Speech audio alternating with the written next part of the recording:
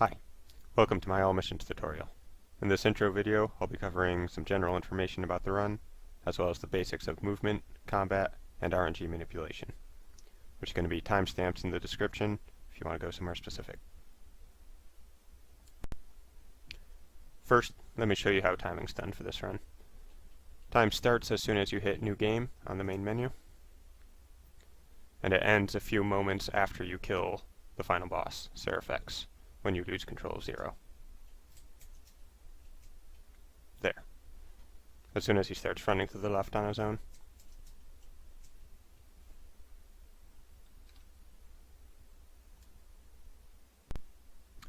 You'll notice I'm on the Japanese version of the game. This is because there's less text to go through, which, apart from making the run faster overall, also has notable impacts in a couple locations of the game where something is happening on a fixed time cycle while you're advancing through text. So if you get through the text faster, you'll be at an earlier point in the cycle. This is important for the Golem boss fight and the sub-skip section in Stop the Hacking. I'll be talking about those more specifically in their respective videos.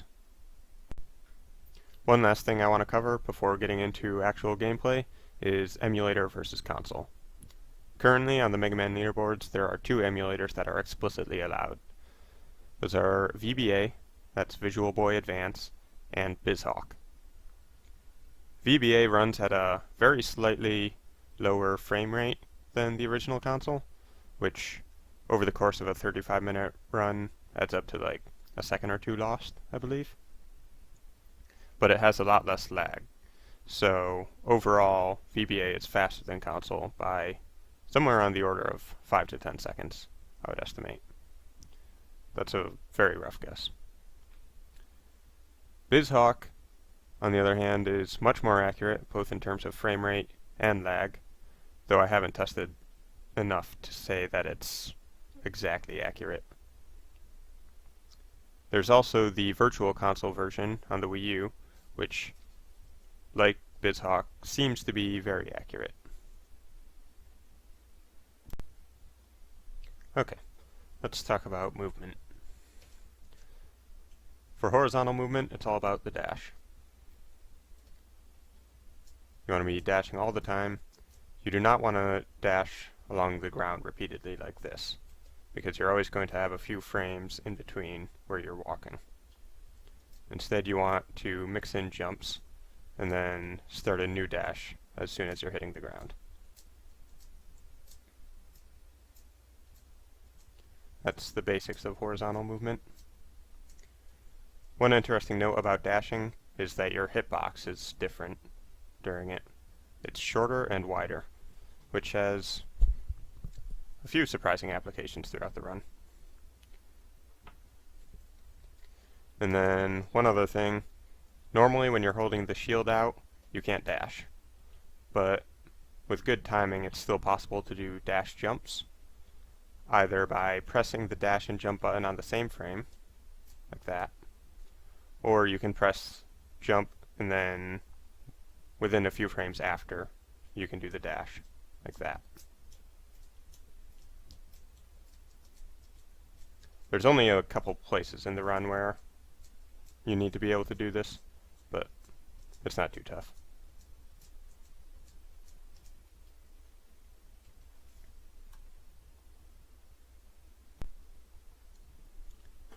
For vertical movement, it's all about wall climbing. You can either do a regular jump off the wall or a dash jump. It doesn't really make a difference for the most part. You can climb just as fast no matter which way you're doing it. There are a few parts of the game though where if you're doing dash jumps off the wall, you'll hit something that's like over in this area, just because you're moving further away from the wall than if you do regular jumps. Personally, I prefer to do regular jumps, and then if I have to move horizontally, like when I reach the top, then you do a dash jump, so you're moving at full speed as you get across. Ideally, if it's something like this where you're trying to get on top of a ledge, you'll want to have your wall jumps such that you just barely make it on, and then you can start dashing right away. Otherwise, if you climb way too high up and then jump over, you're just wasting time going up when you should be going to the side. For that purpose, sometimes you'll want to mix up how high you're jumping on the wall. There are certain walls where I'll deliberately do very full jumps as I'm going up, just because it puts me in a good spot at the top. Or I might throw in a short hop or two if I'm going to be too high. Other than that, it's just about getting a good rhythm if you want to have good speed. It's not something I can explain very well. You just need to practice it a bit and you'll get the timing down.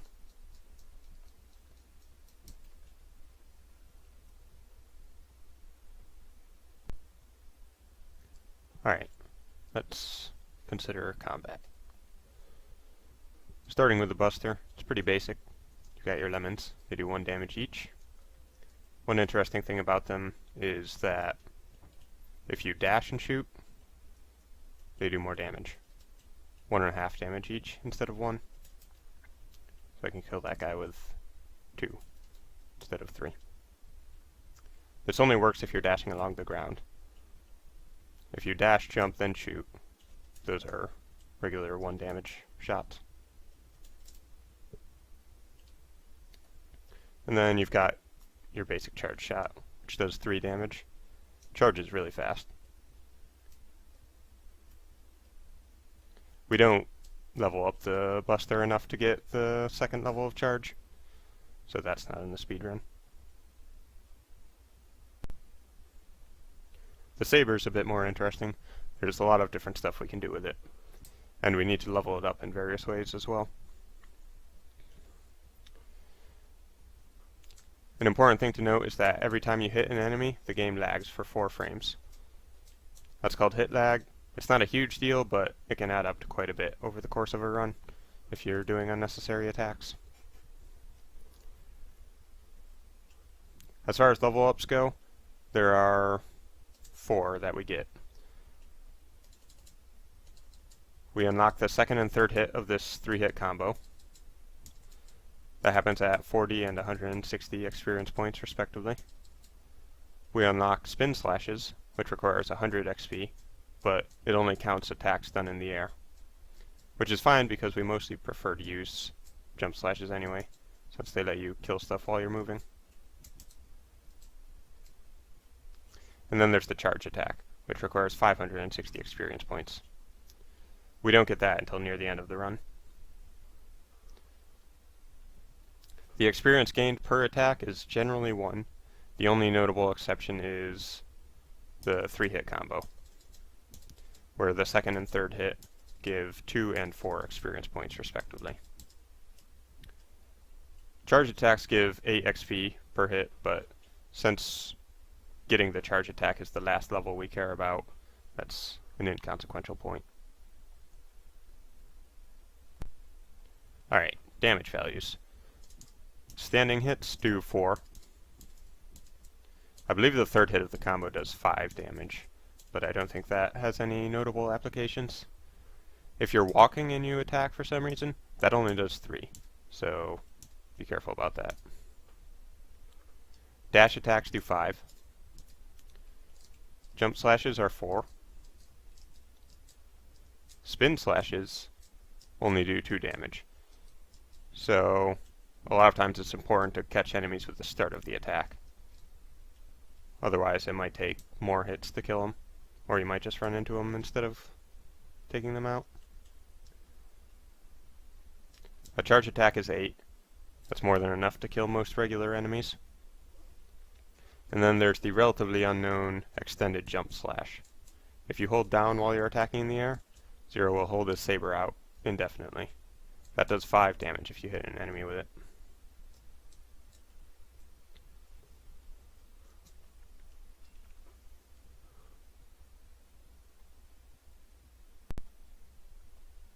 Lastly, let's talk about spinning, an attack that lets us get multiple hits on a single enemy.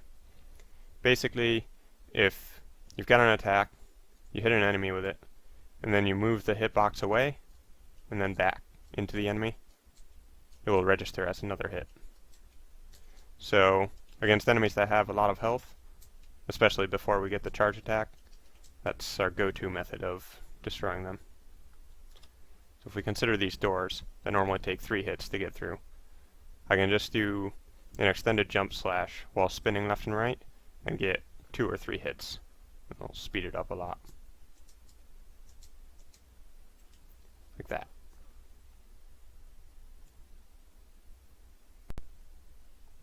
Next, the triple rod. Does 4 damage per hit. You can aim it in various directions. Generates hit lag if you strike an enemy with it, just like the Saber, 4 frames. Once it's leveled, you can extend it with multiple presses. The extensions do 3 damage per hit, I believe. And then most interesting is the pogoing. By pressing just down while you're in the air and attack, you can aim it straight down and bounce off enemies, which allows for a couple interesting skips. If you're still holding forward when you attack, you'll get that downward angle, and you won't be able to pogo with it.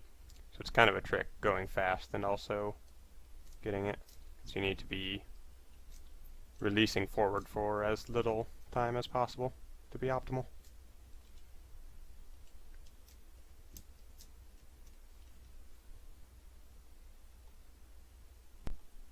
Lastly, we have the shield boomerang, which can be used to reflect lemons or thrown for damage. That throw has an interesting application on mini-bosses, where you can use a technique called damage stacking to do extraordinary amounts of damage. Basically, if you have 2 attacks intersecting an enemy at the same time, like your shield and your sword, then they will get hit on every frame, alternating between the 2 attacks.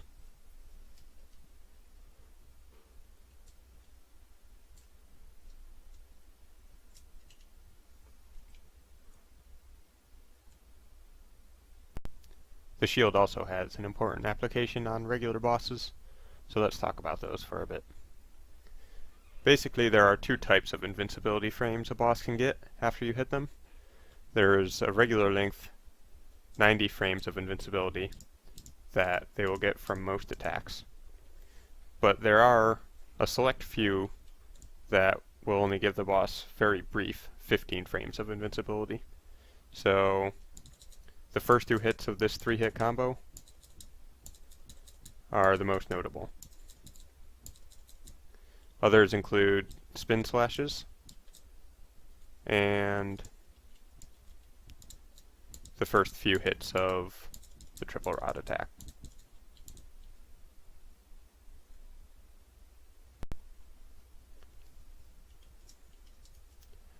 Our most common method of attacking bosses is to use this first hit of the combo. Unfortunately, you can't attack very rapidly without actually executing the full combo, and the third hit will give the boss regular 90 frame invincibility. So that's where the shield comes in. If you're holding out the shield, then it automatically cancels your combo as soon as you're done with the first attack, which allows you to attack really rapidly. If you don't have the shield, you can also do this by taking a small step forward in between the hits.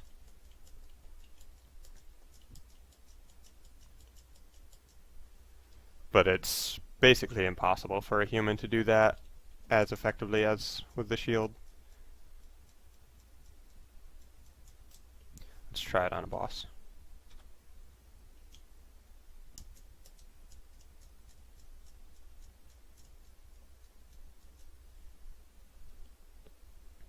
Easy peasy. It does take some practice to get the rhythm just right. If you try and attack too quickly, then you might still execute the combo, even while you're holding the shield. You'll also notice that sometimes the second hit won't actually land on the boss if I attack really fast. Like that. I'm only getting 1 hit in there, so you can't attack too quick.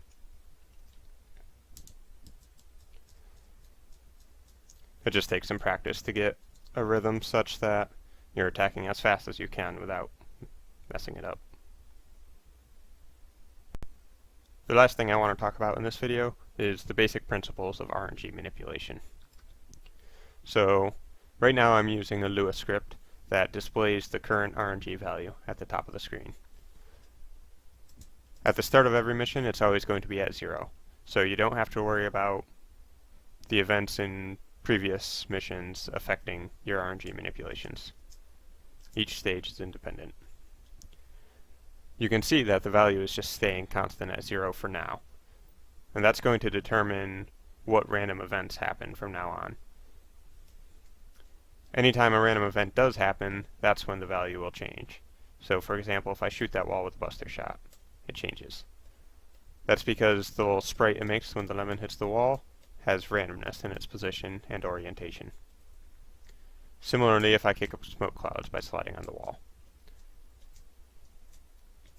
So if you're trying to manipulate RNG, it's important that you don't kick up smoke while you're climbing, which isn't too hard. You've got to really be on the wall for a while.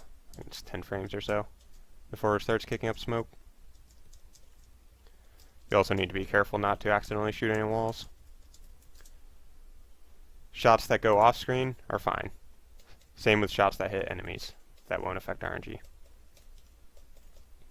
Also, enemy shots hitting walls, not a problem. They don't have that same explosion sprite at the end. Another thing that's going to affect it is killing enemies, because they often have randomness in their death animations, and also randomness in what they drop. Certain enemies have random patterns that they'll do. This is one example. You'll see every time he decides what attack he does next, it's affecting the RNG. So a lot of times with enemies like this, it's important that you're getting past them in a consistent amount of time, or killing them in a consistent amount of time, so that they don't affect the RNG more than they're supposed to. It's all about having consistency. In certain cases, it even matters what type of attack you kill an enemy with, because they might have different death animations based on if they get cut by a sword or just shot down by the buster. There are stages where the RNG manipulation is a bit more complicated than the stuff I've pointed out here, but I'll get into that on those stages when it comes up. Overall, RNG manipulation is all about having consistency in your play, so they will be tough to do when you're first starting to learn the speedrun, but once you've become pretty confident in playing the game, they're really not too bad, with the exception of a couple especially difficult ones. Alright, that's everything I wanted to cover in this video. The following 16 videos will each feature an individual mission, and then I might do a few extras at the end if there's other stuff I want to cover. Later.